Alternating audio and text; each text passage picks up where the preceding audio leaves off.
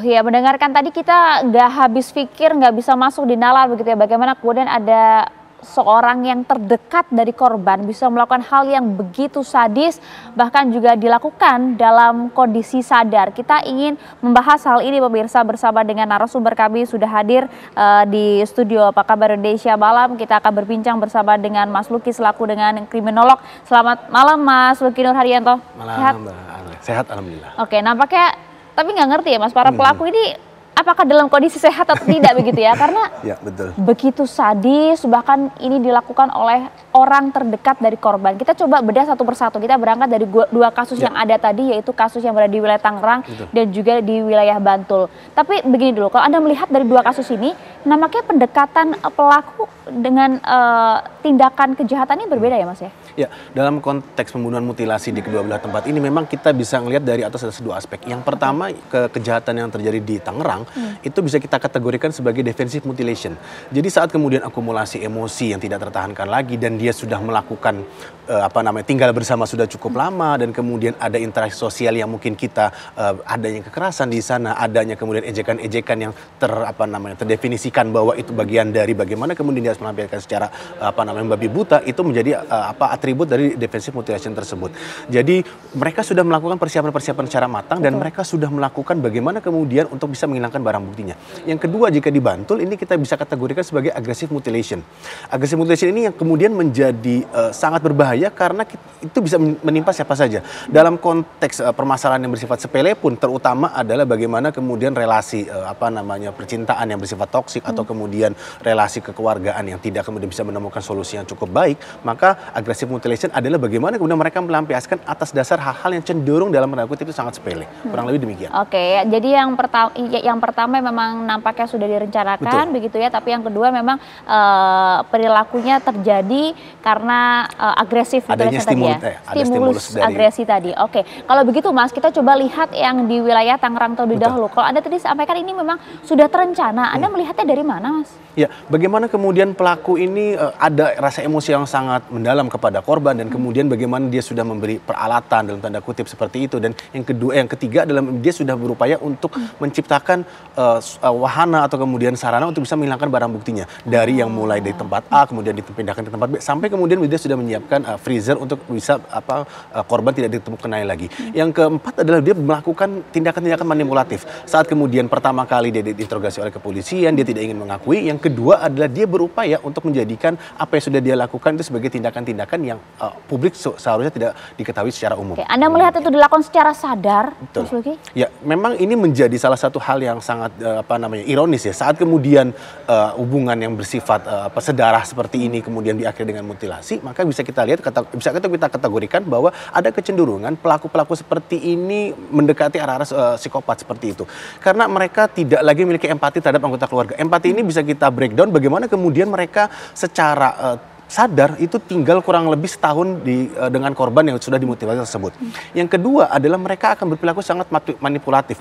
Mereka akan berupaya untuk menjadikan alasan bahwa adanya emosional atau kemudian bagaimana pelampiasan secara babi buta kepada korban. Yang ketiga, mereka berada pada ranah yang tidak lagi bisa membedakan apa yang mereka lakukan ini salah atau kemudian apa yang mereka lakukan ini benar. Sehingga mereka menjadikan aktivitas tersebut sebaiknya adalah tidak kemudian terungkap atau kemudian terekspos kepada aparat penegak hukum seperti itu. Tapi nampaknya kami tidak ingin menganggap itu sebagai normalisasi, begitu, menganggap itu kebenaran agar pelaku ini juga mendapatkan hukuman yang maksimal gitu. Kalau kemudian kita melihat dalam kasus ini, nggak bisa masuk di akal begitu ya. Mereka bahkan sudah mempersiapkan ada freezer box di sana. Kemudian setelah dimutilasi korban ini dimasukkan ke sana, bahkan juga sempat dibumbui Mas, agar tidak bau ya. Agar tidak tercium baunya dan juga tinggal cukup lama bersama dengan korban ini. Kalau kita bisa menyelami secara psikologis perilaku dari pelaku ini, apa yang terjadi sebenarnya? Ya, kalau tadi berkaca kepada kasus Tangerang dan kemudian kasus di Bantul, memang saat kemudian telah terjadi mutilasi, maka mereka memiliki satu pola yang sama.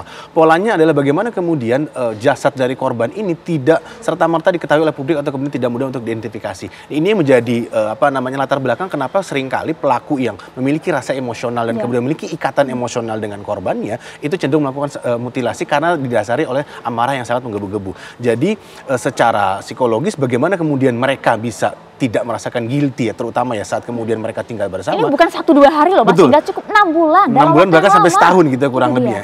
Yang kedua adalah mereka berupaya untuk menetralisir, seperti tadi Mbak Maria sampaikan, bahwa perilaku yang mereka lakukan itu adalah sesuatu yang mereka anggap sebagai pelampiasan secara emosional saja. Jadi mereka tidak mengkalkulasikan bahwa ini adalah dampaknya sangat masif.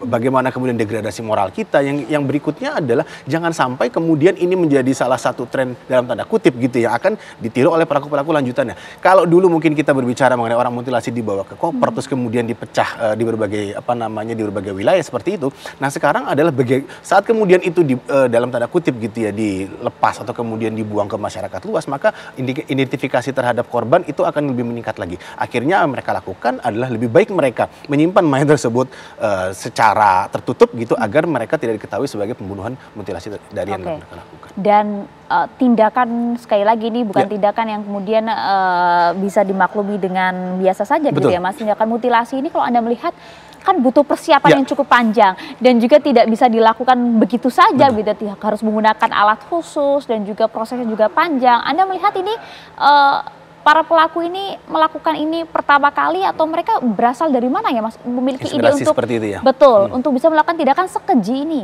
Mas Luki? Ya, jika memang dikatakan bahwa ini adalah proses pembelajaran, tentu tidak bisa kita benarkan seperti itu. Tapi seringkali dalam konteks mutilasi kita bisa gradasi atas ada 3 aspek. Yang pertama adalah terjadi pembunuhan awal. Pembunuhan awal inilah yang harusnya pada tingkat moral tertentu ini sudah melampaui batas. Jadi barrier sosial itu sudah terlampaui. Yang kedua, saat kemudian ini terjadi mayat yang sudah dibunuh di tahap pertama kemudian dimutilasi, ini maka kita bisa kategorikan bahwa mereka sudah melampaui lagi, bukan lagi moral-moral secara sosial, tapi gitu ya. Tapi mereka bisa kita kategorikan mengalami gangguan secara emosional dan kemudian secara mental. Sehingga mereka tidak lagi merasa bahwa apa yang mereka lakukan itu sesuatu yang bersalah, atau kemudian mereka menganggap itu sebagai sesuatu yang tidak ada rasa iba terhadap orang-orang yang mereka kasihi. Yang ketiga, akhirnya menjadikan ini sebagai sarana untuk dapat menghilangkan barang bukti yang seringkali menjadi alasan bahwa dalam konteks mutilasi kenapa mereka melakukan ini, karena akan mudah gitu ya, akan mudah untuk bisa mengelabui orang-orang sekitar, terutama terkait dengan jejak kejahatan yang sudah mereka lakukan.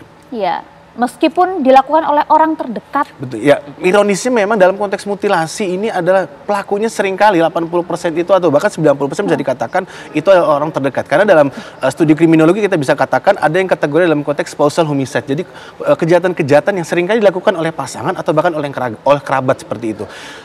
Rasionya bahkan dari kejahatan-kejahatan lainnya ini mendekati angka 80-90%. Dengan kata lain kita bisa kategorikan orang-orang terdekat inilah yang sangat berpotensi saat kemudian mereka terletup emosinya atas dasar hal yang memang terkategorikan sebagai mungkin tidak kita benarkan itu hal sepele seperti itu ya, dan mereka menjadikan mutilasi sebagai sarana untuk dapat menghilangkan atau kemudian melampiaskan amarah kepada para korbannya. Oke, kalau begini mungkin tidak ini terjadi pertama kali dengan kondisi yang cukup nampaknya bisa dikatakan sempurna tindakan kejahatan ya Mas? Ya memang ini kita kategorikan sebagai primary deviance. Mereka melakukan ini sebagai tindakan pertama. Nah tapi bisa kemudian kita beratkan karena ternyata meskipun mereka primary, mereka cukup terampil untuk dapat melakukan mutilasi kepada korbannya. Karena agak sedikit kalau tadi sampaikan Mbak Maria, tidak di luar nalar bagaimana mereka menyacah tubuh korban, terus kemudian mereka mengangkut ke berbagai tempat yang tidak hanya 1-2 kali tempat, terus kemudian mereka tinggal bersama kurang lebih minimal 6-1 tahun, itu menandakan degradasi moral yang dilakukan oleh para pelaku ini sudah mengalami titik yang sangat kronis. Degradasi moral yang sangat kronis. Kita coba nanti akan bebedah juga kasus lainnya yang juga terjadi di luar nalar kita semua,